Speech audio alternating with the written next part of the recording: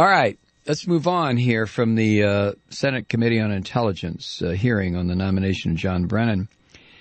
In this next one, Senator from Georgia, the guy who has decided not to run for re-election, Saxby Chambliss, asked about the drone strikes, asking why it's better to kill a suspected terrorist with a drone strike rather than detain them and interrogate them.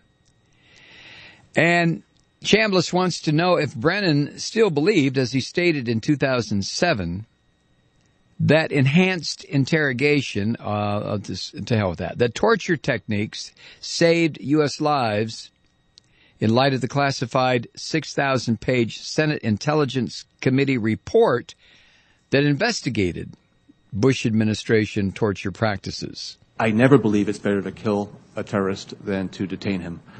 We want to detain as many terrorists as possible so we can elicit the intelligence from them in an appropriate manner so that we can disrupt follow-on terrorist attacks.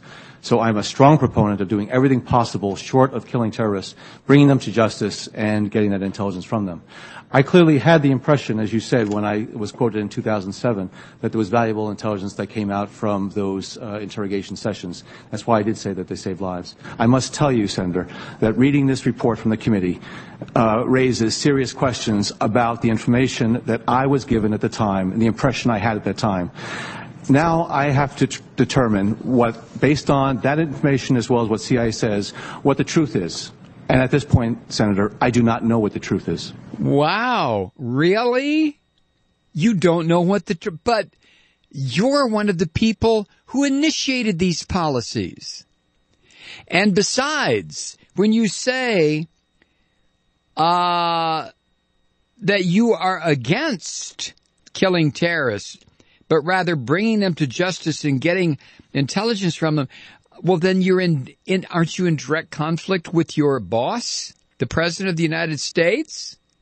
I mean... I'm not a fan of Saxby at all. No. But I have to say he was probably the only Republican on that committee that did not just focus on whether or not Brennan was leaking classified information to the media. Right. I mean, he actually asked a substantive question, which I'm going to give him points for that. Maybe he's found his conscience or something once he's leaving. Well, that's the thing. He's leaving now, so now he can be an honest broker. Yeah, he's not going to run for re-election from Georgia.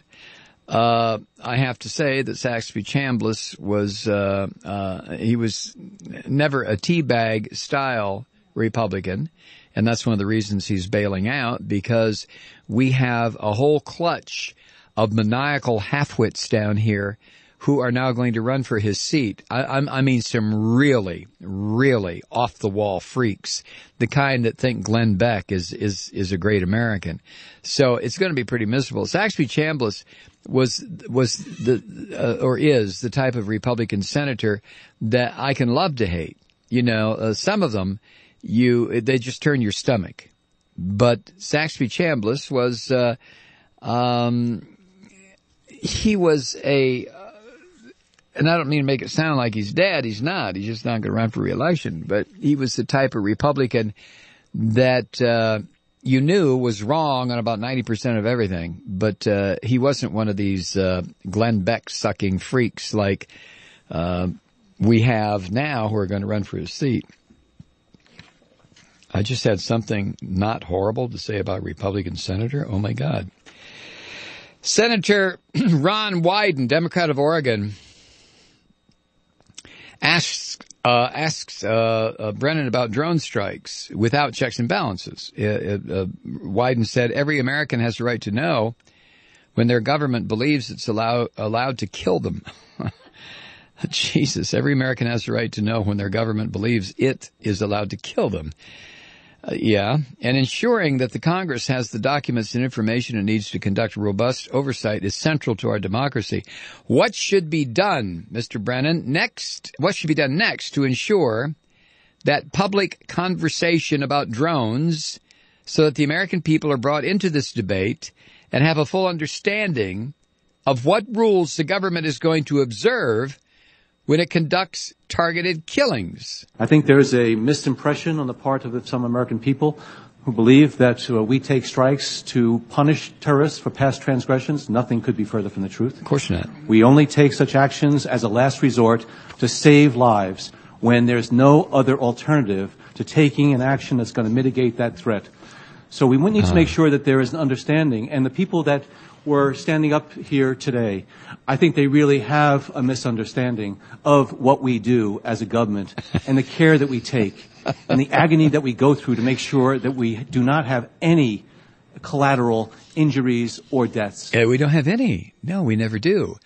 Of course, outside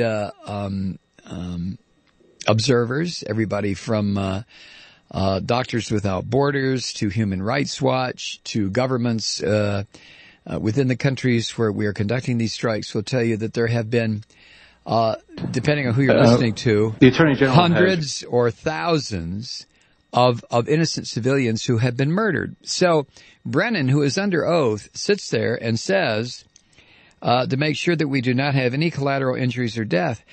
He even includes injuries. This will show you the depth of the lies that this man is perpetrating. And when he says that the people who are standing up here today have a misunderstanding of what we do as a government, that was the Code Pink citizens. They do not have a misunderstanding, Mr. Brennan. They have a complete understanding. You are the one with the misunderstanding. You are. And as far as saying, he starts out by saying there's a misimpression on the part of some American people who believe that we take strikes to punish terrorists for past transgressions. Nothing could be further from the truth. What was the killing of Osama bin Laden about? Mr. Brennan? Mr. Brennan? What do you mean that you do not punish terrorists for past transgressions? Nothing could be further from the truth. We have that misimpression here in the United States. You are one sorry son of a bitch, Mr. Brennan, aren't you? You will sit there and in the space of about a 45-second answer, not only will you lie and misdirect people who happen to be listening to you, but you have the temerity to cast a slur on the citizens who are standing there trying to bring the truth. Wow. Okay. Now, Brennan, where are we? Let's go back to, I don't have the question page on this, Kathy, but I guess it's okay. Brennan here talks about Attorney General Eric Holder in referencing waterboarding. And now, it looks like I'm missing a sheet. Well, you know, we'll figure out where it is here. These are the ones that we've already done, and that's the one that I still have. So, we'll find it, and then we'll share it with you. But Brennan, as a matter of fact, I can do it this way if you want to. Brennan is asked about waterboarding and whether, by Carl Levin, Senator Levin. Oh, really? This is all right. This is a little bit too long. All right, we'll do it when we come back. But this is where Brennan and Levin. This is where Senator Carl Levin tries to get John Brennan to just simply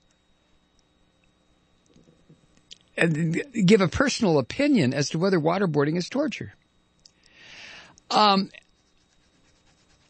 Who would see it not as torture? I'll tell you who would see it not as torture. Someone who doesn't understand what torture is. Someone who is so morally empty that person cannot look at simulated drowning in order to extract information, whether it's true or not. What the hell would you call that? Afternoon tea? So Brennan again demonstrates, and we'll play it for you when we come back from this break. Brennan again demonstrates that he's no more interested in sitting there saying anything to these senators and the press, who obviously were tracking every word he says. He's not interested in saying anything that has any basis in reality at all. This is what I mean. And you know this. I'm not telling you anything you don't know. How scripted these so-called hearings are.